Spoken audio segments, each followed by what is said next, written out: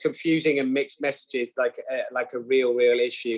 You have Professor Chris Whitty recommending that you prioritise or deprioritise where you go and what you do, and then you have the government who is still talking about going out to hospitality. I think the message from Chris Whitty will be coming across loud and clear to most people. Most people will also want to make sure that they don't want to be self-isolating over Christmas, that people want to be healthy and well. So as an industry, I think pretty much everybody completely understands why people are cancelling and not going out. However, as a government, it really does need to step up and help an industry that has been put under an immense and an incredible amount of pressure over the last couple of years, that now this could be the real thing that tips it over the edge, and many places will close their doors on that run up to Christmas and then not reopen in the new year. What impact is it having on your business? Well, to be honest, those bookings are coming in fast and furious. I mean, I posted a thing on social media a couple of days ago where we'd had 654 cancellations, and this is just in one site over the last 6 days. And that was a reflection of the industry as a bigger picture. I mean, for me, I posted it out there, and there will be a lot of people say, yes, you could afford it, you can get one. Yes, probably myself personally, I can. However, the businesses and the industry sector as a wider picture, a much bigger picture, really is going to be struggling with this. Many places take 20 to 25% of their revenue and that run up towards Christmas and New Year, and that's 20 to 25% of their yearly revenue. So without that happening, if that's reduced to 40 or 50% of what it normally would be, it will be catastrophic for the industry. Us personally, those cancellations are coming in thick and fast, and it's going to be incredibly difficult to manoeuvre moving through into the new year, because the confidence for the bookings in the new year are also looking very slow. So I'm guessing that you are concerned, almost predicting that businesses will be going to the wall as a result of this.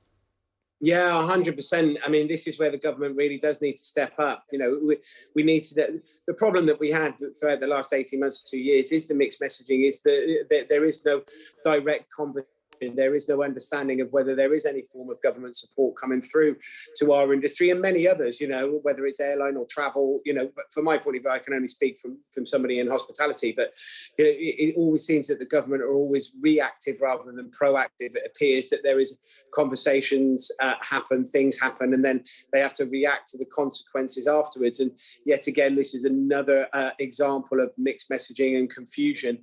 And then you have to question as to why. You have a point where Chris Whitty is saying one thing, the government don't appear to be backing that up or saying the same thing.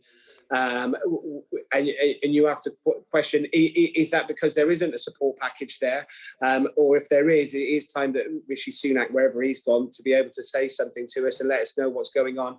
Or is the government, are they worried about those 100 rebel MPs that were voting against restrictions as is? If even more restrictions were put in place, is it, you have to question, is Boris Johnson playing politics with the hospitality industry and the future of it? What do you think?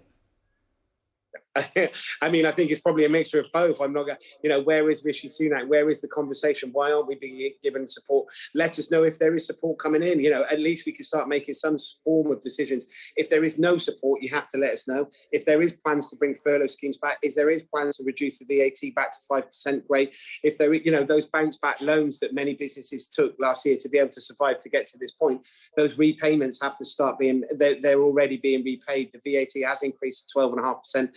Those, utility bills have gone up, wages have gone up. There's a huge amount of costs that are falling into hospitality businesses across the board. And without any support and bookings going down, there is no way that many businesses will be moving forward. So, it is a question of why isn't Rishi Sunak speaking to us? Why aren't we being told? And, I do question, is Boris Johnson playing politics with people's lives? And it's not me personally here. There's 3 million people employed in hospitality that affects, and it's not just that, it's the ripple effect. If we're not ordering 50% of the food, then that has effect on supply chain, and that's massive. That affects agriculture, fishery, farming. It has a huge knock-on effect here. Where are you on COVID passports? From my point of view, if it's something that the government wants to bring in, I understand it. If it makes people feel more comfortable going into restaurants and spaces, I understand it. Again, it is a restriction that comes into business, which means numbers will be down. So again, it is a call for support. And at the same point, it's not something that I feel that the hospitality industry it should be policing. Well, we are at a point now where, we've all been in this pandemic for, nearly 2 years. We have to start taking social responsibility for ourselves.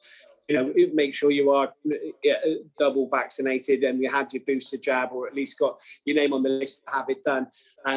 Take lateral flow tests if you're worried about going out. I think there's a lot of social and personal responsibility that has to fall on individuals, not just, it's not the job of hospitality to check everybody coming in and out of venues. Talk to me about the work you're doing with Marcus Rashford ahead of Christmas. Yeah, so we've been working with Marcus since last April on the full-time meals campaign, which has been incredible. It's about trying to encourage the increase in the uptake of the Healthy Start vouchers, which is you qualify for if you're pregnant or if you have a child of 4 and under, and you qualify for free school meals. So what it allows you to do, the Healthy Start voucher is valued at £4.25, and you can purchase fruit, vegetables, pulses, tinned items. So we've been putting together budget-friendly recipes that I've been cooking, that's been released on Facebook and Instagram every Sunday, and then Marcus or some of our friends have a go at cooking them as well. And then moving forward from that, Marcus put forward a challenge for Christmas. Could I put together a recipe to feed 6 people for under £10 or around about £10 using Healthy Start vouchers? And yes, we have. We've been able to come up with a turkey dinner which is basically a kind of like a turkey roll stuffed with sausage meat and roasted vegetables, and there's even enough left over to do a potato and carrot kind of hash brown with fried eggs for Boxing Day. Amazing. What are you doing for Christmas? Well, at the minute, we've got family coming over, and I shall be doing a roast turkey, and we'll be hanging out the same as everybody else, watching a bit of telly and watch kids run around with brightly coloured toys and lots of noise, I expect. Lovely. Hopefully you'll be tuning in to watch us on Christmas morning. Without doubt, Kane. My day doesn't start without Sky News. I'm pleased to hear it. So we'll clip that up for a promo. Thanks a lot, Tom. It's good to talk to you. Much appreciated. Thank you. Bye-bye. Take care.